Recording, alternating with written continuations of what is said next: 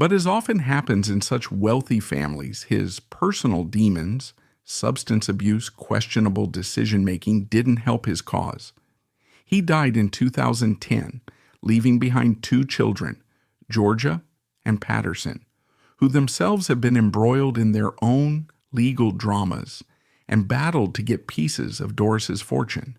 It goes to show that when there's that much money at stake, the fights never really end, even long after the key players have passed away. In the end, the bulk of Doris Duke's estate did find its way to the Doris Duke Charitable Foundation and related philanthropic initiatives, though the process took years of litigation, deals, and heartbreak before it all got sorted out. So the next time you pass by Duke University or read about one of the many projects sponsored by the Doris Duke Charitable Foundation, maybe think of the complicated woman behind that fortune. She was the lonely child who lost her father at 12, the young mother who lost her baby at birth, the twice married and twice divorced heiress who couldn't outrun scandal or heartbreak, and the philanthropist who still managed to fund gardens, art, and conservation efforts that benefit people today. Doris Duke's life ended in 1993, but all these years later, the drama continues, and in an odd way, that might be fitting for someone whose entire existence was shaped by money, heartbreak, and an unending public curiosity about what it all really means. In the end, she proved that you can have all the luck in the world and still feel profoundly unlucky. An heiress surrounded by gold, but never quite finding her way out of the shadows. Yet even so, parts of her legacy shine on, reminding us that every person is more than the scandals that define them in the tabloids. Doris Duke was a daughter, a mother who lost a child, a wife, a lover, a patron of the arts, a friend to those she chose to trust, and an elusive figure to everyone else. And maybe that's the most heartbreaking part of all, that beneath every headline, she was just a human being, trying to make her life work in a world where all the money in the world doesn't keep heartbreak at bay. Imagine stepping into a grand ballroom glittering with crystal chandeliers, brushing shoulders with movie stars, duchesses, and tycoons. At the center of it all stands a petite, elegant woman, Brooke Astor, radiating charm and effortlessly greeting everyone from society grandees to politicians. She's as poised as a figure in a painting, her smile warm, her eyes seemingly brimming with gracious benevolence. Little would you suspect that this same graceful figure had escaped a violent first marriage, navigated multiple suitors with monstrous tempers, spent her youth constantly relocating overseas, and battled for control of the Astor family fortune. Even less obvious is that behind the diamond-pinned facade of philanthropic success, she was hurtling straight into a nightmare, orchestrated by her own son. Prepare yourself for a journey into the surprising, at times outrageous, and ultimately tragic life of Roberta Brooke Russell, better known to the world as Brooke Astor. She came into this world on March 30th, 1902, born in New Hampshire to a notable father, the 16th Commandant of the U.S. Marine Corps. From the start, Brooke, then known as Bobby, found her childhood shaped by the constant shuffle of military life. It was never just one set of bedroom curtains or a single set of classmates. She bounced between Haiti, the Dominican Republic, China, and beyond. When she was old enough to understand what any of that meant, the only thing Brooke truly yearned for was stability. She would look around at the unfamiliar faces, the new neighbors, and the swirl of languages that she couldn't quite understand, and she dreamed of the day she'd find a rock-solid anchor in her life. At just 17, the idea of a forever relationship must have sounded like the perfect fix to her rootless existence. She married John Dryden Cuser, heir to a wealthy family, presumably believing she'd discovered her safe harbor at last. But young Brooke had no idea that she was stepping off a winding international carnival ride, only to board a roller coaster of domestic misery. Cooser, it turned out, had a flashy habit of throwing away $2,000 a day on golf, drank like there was no tomorrow, and displayed a cruelty that was impossible to hide behind an opulent facade. This was no minor friction. We're talking physical abuse. He once broke Brooke's jaw while she was pregnant with their child. The life of comfort and gentle security that she'd craved disintegrated in a haze of fear, bruises, and regret. Nevertheless, out of that grim situation came one bright spot: her son, Tony, born in May of 1924. At the time, Brooke must have clung to the idea that Tony's arrival might be the catalyst for positive change, but Cooser, apparently convinced the child wasn't his, became even more hostile. No maternal glow could save Brooke from her reality. She was locked in a toxic marriage that saw no sign of improving. Finally, after nearly 11 years of horror, Brooke had the courage to file for divorce in 1930. That decision must have felt simultaneously terrifying. She'd be on her own, and exhilarating. She was free. In her first taste of independence, she rewarded herself with a fling that seemed ripped from a Hollywood romance. She caught the attention of British actor Brian Aherne, whose own star would soon rise high enough to see him play King Arthur twice in his career. Brooke's battered ego must have thrilled at the novelty of a handsome, talented man courting her. It was a much-needed escapade, but not the kind of partnership she envisioned for a stable future. Enter Charles Henry Marshall. Unlike a charismatic actor whose fortunes might wax and wane, Marshall brought what Brooke valued most: a respectable investment background, wealth, and the promise of calm. By then, she had endured enough excitement to last several lifetimes. She insisted that marrying Marshall wasn't solely about his money. She actually fell in love with his steady presence. But there was a glitch in this second shot at a family. Marshall was not particularly fond of her son, Tony. He already had children from a previous marriage who monopolized much of his time, and Tony felt pushed aside by both his mother and stepfather. This dynamic formed a wound that would fester in Tony's psyche for decades. A neglected child may not remain a child forever. Eventually, that child becomes an adult with the power to seek revenge.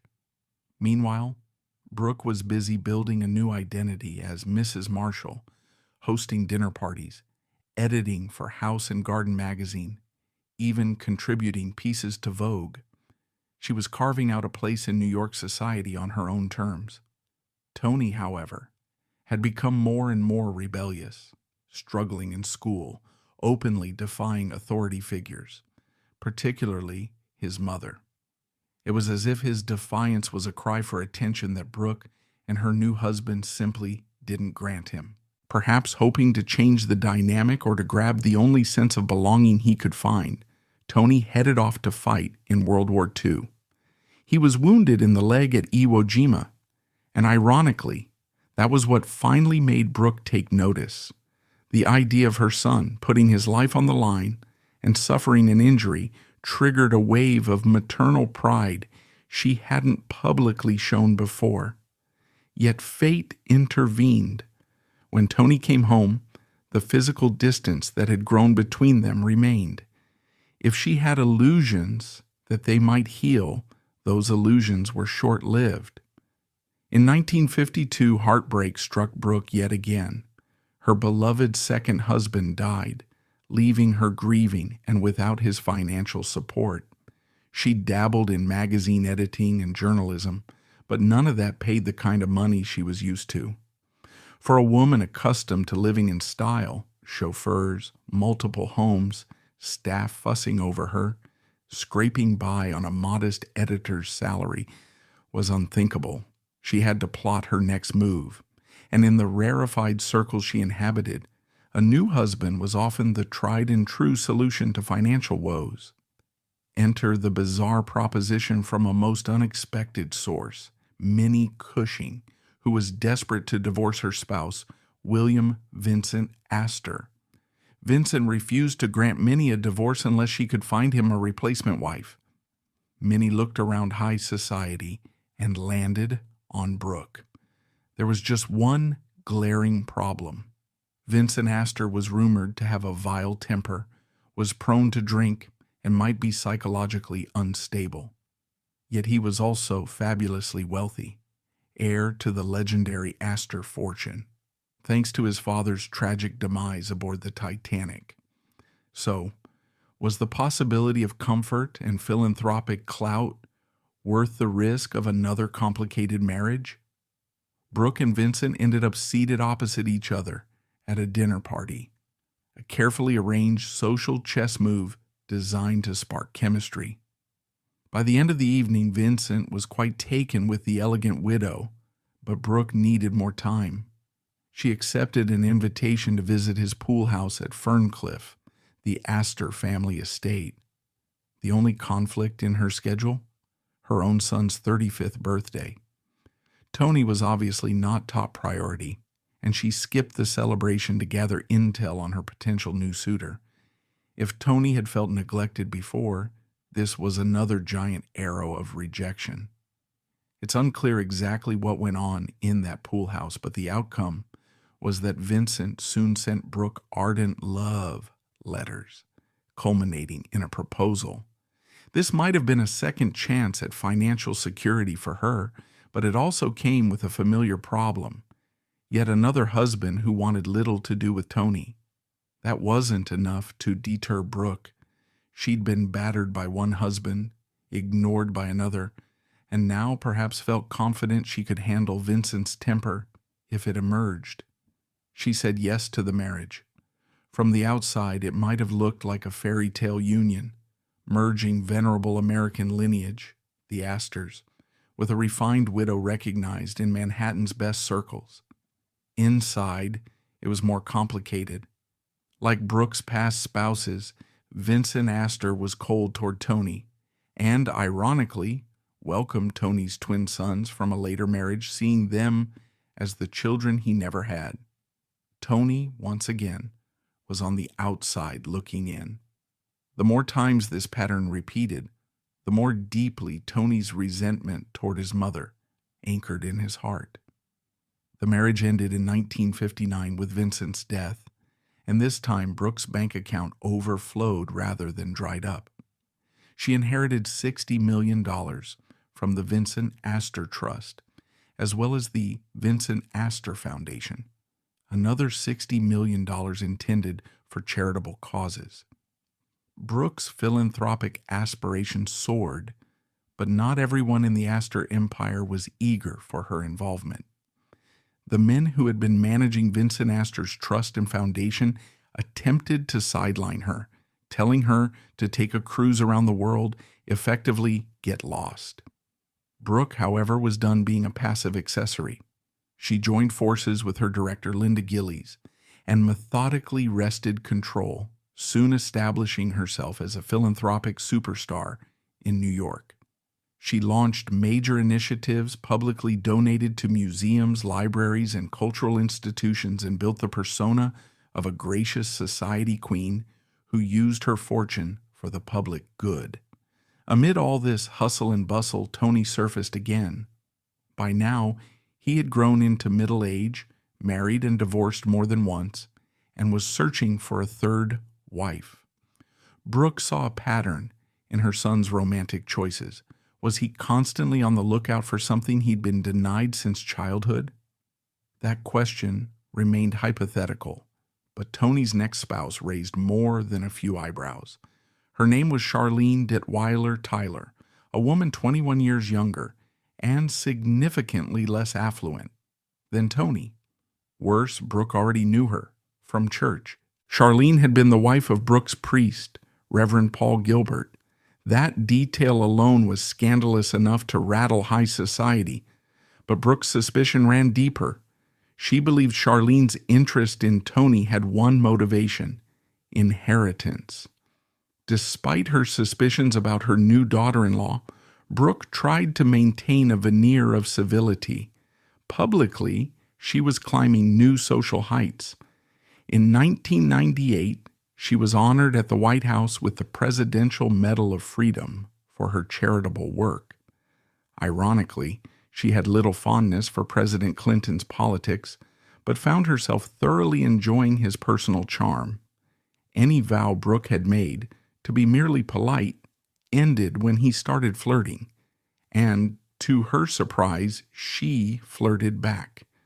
But her delight at hobnobbing with a sitting president evaporated when she saw Charlene brazenly pushing her way into photos, pestering celebrities, and generally causing a scandal that turned Brooke's big moment into a cringe fest. It wasn't long before those humiliations were overshadowed by a far more debilitating challenge. Brooke began to show signs of Alzheimer's disease.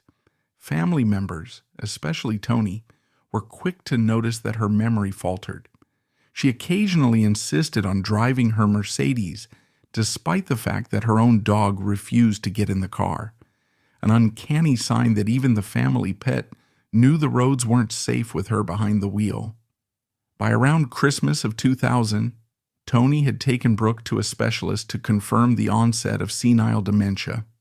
To outside eyes, it might have looked like a caring son worried about his mother's mental health, but close observers had cause to be suspicious.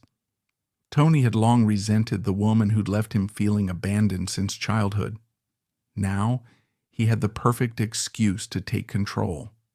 Brooke's finances were on paper in Tony's hands.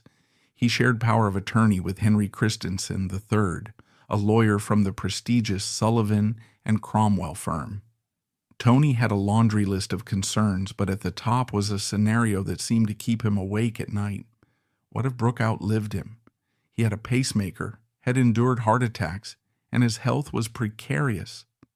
He asked Christensen about ensuring his wife would receive her share of Brooke's bounty if Tony passed first.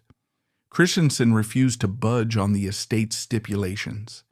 Instead of extra protection for his wife, Tony walked away with a measly 2% raise in the annual money he got from the trust. That paltry victory did not satisfy him. Realizing he might not get a straightforward yes, of course you can have more millions from the other power of attorney, Tony ramped up his creativity. One of Brooke's prized possessions was a painting by Child Hassam, Flags Fifth Avenue, that she loved. Tony convinced his mother it was necessary to sell it because they were broke. He sold it privately for $10 million, then pocketed $2 million as a commission, a shady move in the eyes of any fair-minded observer. But even that was a small-time hustle compared to what came next. The buyer promptly flipped the painting for double the amount Tony had sold it for. Meanwhile, Tony had already turned his sights to an even bigger target, Brooke's beloved summer home in Maine, a property called Cove End. Under questionable circumstances, Tony arranged for Cove End to become the property of his wife Charlene. Brooke insisted she had no recollection of ever gifting her cherished summer retreat to the daughter-in-law she so openly disliked.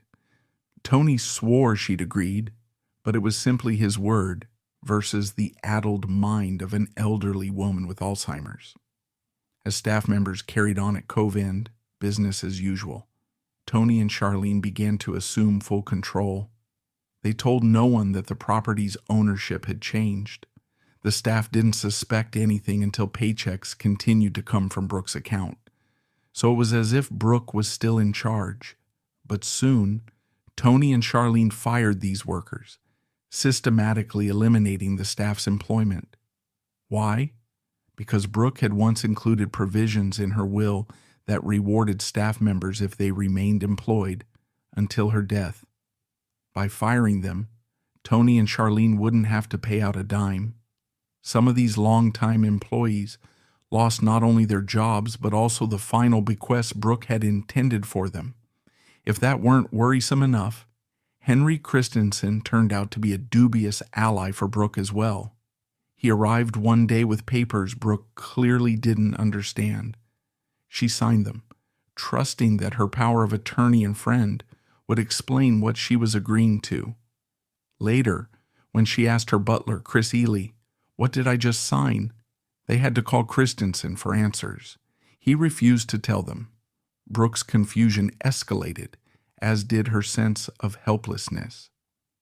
Meanwhile, Tony and Charlene vetoed the nurse's requests for simple safety measures, a hospital bed, and a gate to keep her from tumbling down the stairs.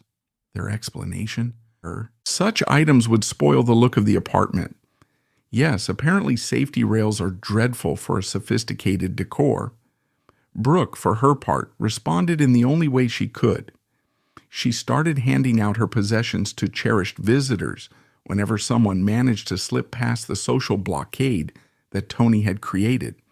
But Tony had an answer for that too.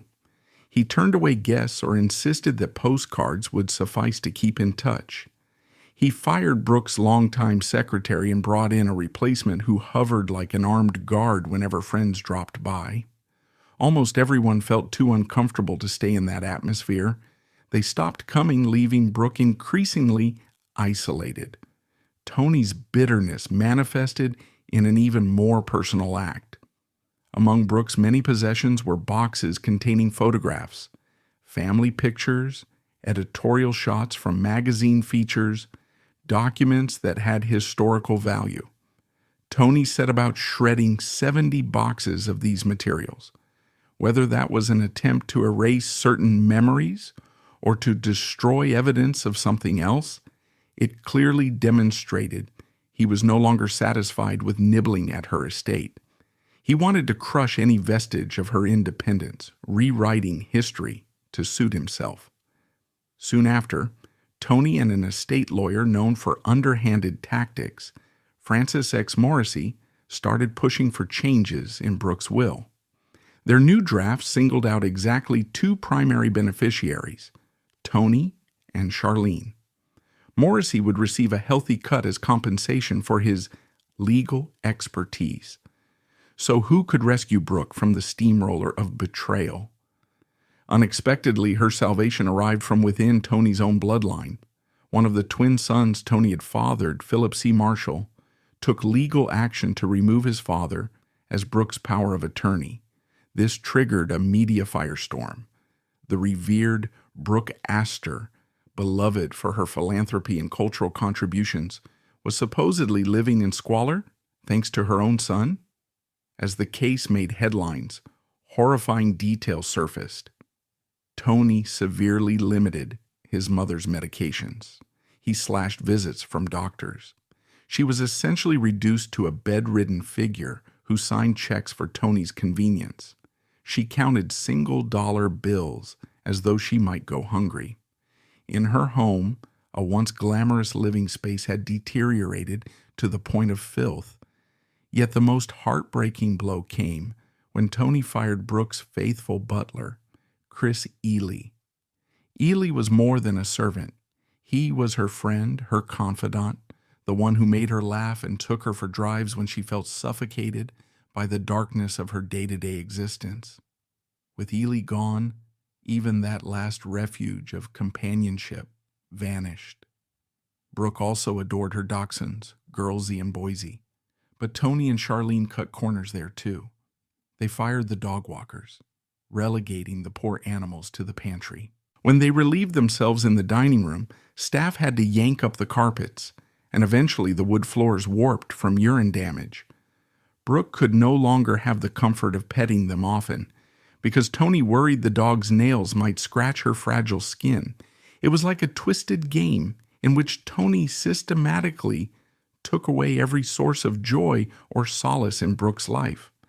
A staff member even recalled a moment when Brooke, in a confused state, asked to see a picture of Chris Ely. When shown his photograph, she gently stroked it and asked, "Did they kill him?" Something in her diminishing awareness still recognized the sinister turn her life had taken. In July 2006, Tony and Charlene went out of town, and Brooke fell ill. With Tony away, the nurses took a chance and brought Brooke to the hospital, directly defying Tony's strict rule that no medical intervention occur without his say-so. The hospital environment while cold and impersonal, was actually safer for Brooke than her own bed had been. Meanwhile, the lawsuit pressed on. Eventually, a court granted guardianship of Brooke to one of her closest friends, Annette de la Renta, wife of fashion designer Oscar de la Renta. Annette wasted no time reinstating Chris Ali, who immediately set about preparing a property called Holly Hill for Brooke to recover in comfort upon her release from the hospital. In August 2007, just over a year after she left the hospital, Brooke Astor passed away at the age of 105. During that final year, she enjoyed a measure of peace with her longtime butler at her side, free at last from Tony's control. She had outlived 3 husbands, soared to the apex of New York philanthropy, socialized with presidents, and left a cultural footprint that could never be erased. But she also lived long enough to see her only child become her captor, systematically dismantling the dignity she had built over a century of existence. The final chapter of Tony's life played out in a courtroom, as he and Morrissey faced charges of grand larceny, forgery, and other crimes. Both were found guilty, and Tony found himself behind bars. Yet ill health quickly intervened, and he was granted early parole after only 8 weeks in prison due to congestive heart failure and Parkinson's disease. He died on November 30th, 2014, never having truly answered for the suffering he inflicted on his mother, and so ended a grim story of vengeance fueled by a sense of rejection that had smoldered since childhood. Today, the name Brooke Astor often conjures up images of glamorous balls, philanthropic galas, and the golden era of New York society. She was the woman who, having married into one of the country's most iconic families, used her clout and resources to benefit museums, libraries, and charitable organizations. She was pictured time and time again in the social pages, svelte, smiling, impeccably dressed. Yet the details of her final years reveal a more harrowing reality. A proud matriarch reduced to near confinement, manipulated into signing documents, and exploited by the son she once tried to love. If we sift through the complexities of Brooke Astor's life, her rootless childhood, her violent first marriage, her heartbreakingly indifferent second husband, and her final marriage to a deeply flawed yet fabulously wealthy scion, we see the steady thread of a woman who refused to collapse in the face of adversity. She embraced philanthropic work as a way to reclaim her sense of purpose. She cultivated friendships and alliances that enriched not only her life, but the cultural landscape of New York. Yet the stinging lesson remains: for all her achievements, she overlooked the damage done to her son, Tony, who would eventually orchestrate her downfall. Brooke's life story resonates with that age-old clash between illusions of grandeur and the chilling realpolitik of inheritance battles, where sentimental mother-child relationships can twist into power plays. It's remarkable that she managed to keep up appearances so well for so long, like an actress performing in a never-ending drama, changing costumes to suit each scene. But behind the closed doors of Park Avenue apartments and Maine summer homes, the real saga was about heartbreak, envy, and manipulation. Her final days at Holly Hill stand as a bittersweet coda.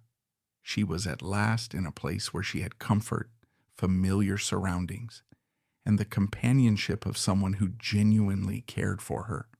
Perhaps she had moments of clarity, fleeting though they might have been, where she recognized that the love, the security, and the stable life she had sought since childhood was present in those final peaceful hours. Ironic, considering it had eluded her for most of her 105 years. And so the story of Brooke Astor closes with one enduring question: which was the bigger tragedy? That she spent so many decades chasing stability through marriages that often wounded her, or that in the end, the one marriage that truly mattered. The bond between mother and son became the instrument of her deepest betrayal. Regardless of how you might answer, her life's arc reminds us that beneath the gilded veneer of high society events and philanthropic accolades, there can be immeasurable sorrow. Money might buy the best seats at the opera, designer dresses, or palatial estates, but it cannot guarantee the love and loyalty of family. And in the grand performance that was Brooke Astor's life, that fact stands as the final inescapable tragedy.